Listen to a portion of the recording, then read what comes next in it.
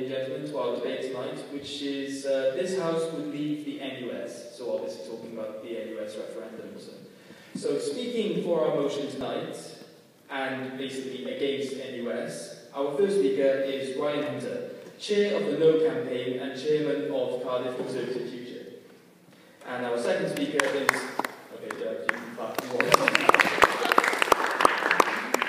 And your second speaker is Jonathan Breeze, a concerned student, as he likes to call himself. Saying no to this motion and yes to NUS is our first speaker is Sam Reed, Cardiff Uni postgraduate student, ex-education officer and NEC member. And our second speaker is Ollie Wan, Chair of the Cardiff University Forum and Vice President for Education elect. Each of our speakers will be given around 7 minutes to speak. They will have a slight tap around 6.5 minutes, basically tell them to start wrapping up their speech. And then after that will be an open question and answer service with the two presidents of the NUS. NUS Wales and NUS UK. NUS Wales and NUS UK. Okay, and before we start, I'd like to introduce myself. I'm Chris McDonald. I'm your chair for tonight and generally good guy. First up, I would like to ask the first speaker for the proposition team of Ryan to come and give the speech, please. How are they?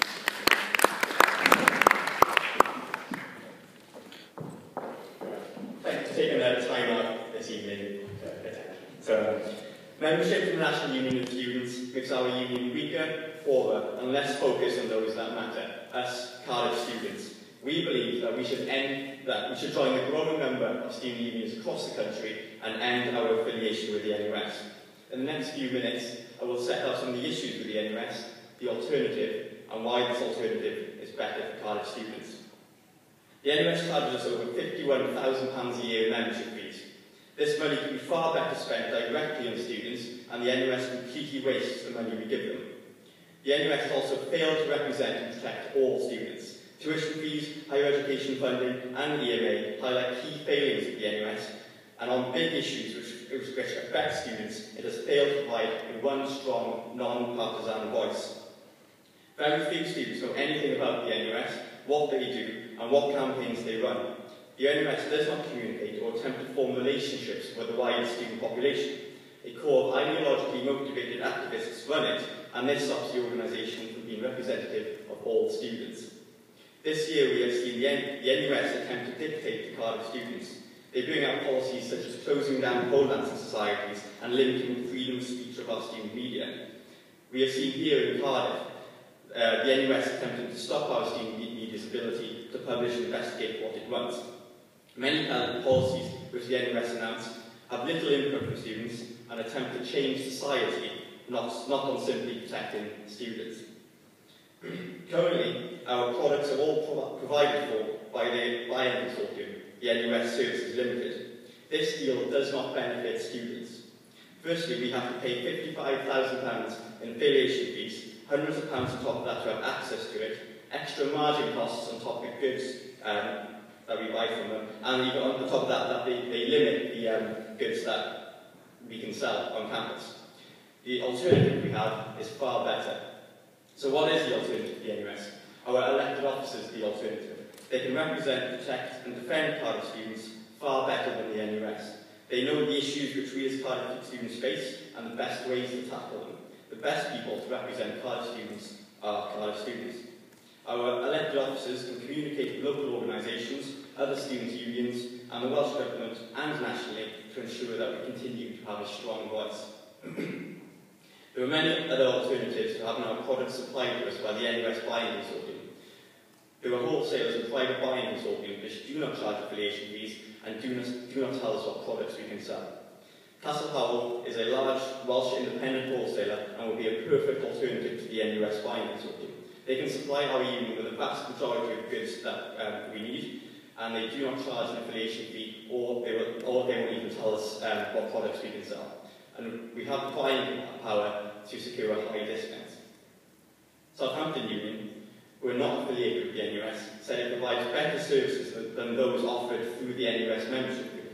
Everything the NUS currently does can be replicated by our union, the elected officers and full-time staff without the costly bureaucracy and political time wasting of the NUS.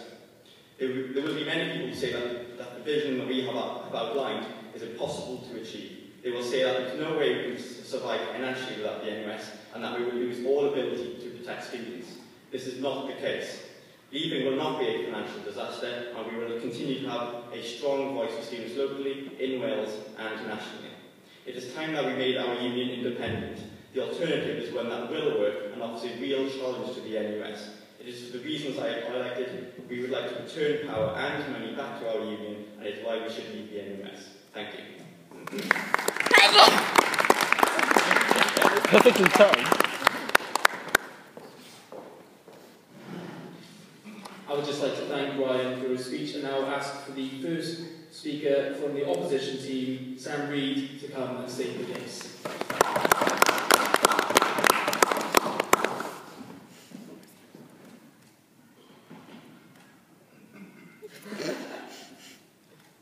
Hi everybody.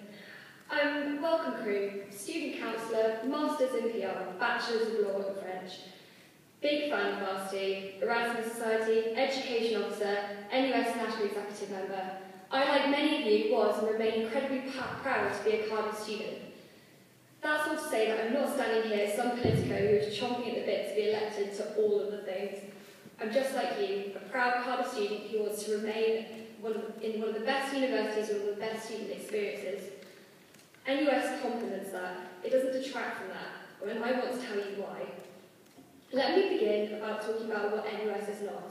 It is not a trade union, it is not a political party, Labour Party, careerists, neither are we mad megaphone wielding trots, all things that have been thrown at us in recent months. It is in fact a confederation of students' unions. In short, NUS is its members. We tell NUS what to do. NUS policy exclusively governs the NUS and not students' unions. So what does that mean? Well, it means that students' unions decide what NUS works on, what it spends its money on, who leads NUS, and what people like Liam and Steph say in debates like this. Not the other way round. I was an officer at Cardiff last year. At the time, I would be constantly on the phone or emailing NUS saying, do this more, do this less, make sure you're looking at that report, can we please research this? Sometimes I would get frustrated. Sometimes I thought the progress was slow because there were 600 other students' unions that had similar but slightly different issues to mine, or a different view about how the ends could be achieved. Now I'm on the NEC, that's the National Executive Committee for NUS UK. The shoe is on the other foot, and all I can say is that in hindsight, I wish I was a little less robust with the officers at NUS. But nonetheless, now as an NUS elected officer and a Cardiff student, I wouldn't want it any other way. It's the way we stay relevant to our students. It's the only way that we can make sure we're doing everything possible to support local student unions, and it's the only way we're going to make a real lasting difference to people's lives. Our shared toil makes the moments of success shared too. You will never hear someone from the NUS stand up and say, I saved £50 million in care to learn funding for student parents. I made sure that extra £500 million in student support was made available thanks to my report on hidden course costs. Universities have changed their policy to get rid of them. The moments of success are great because of the effort people and students' unions up and down the country have put in to make them happen. Some of those people you will never have met.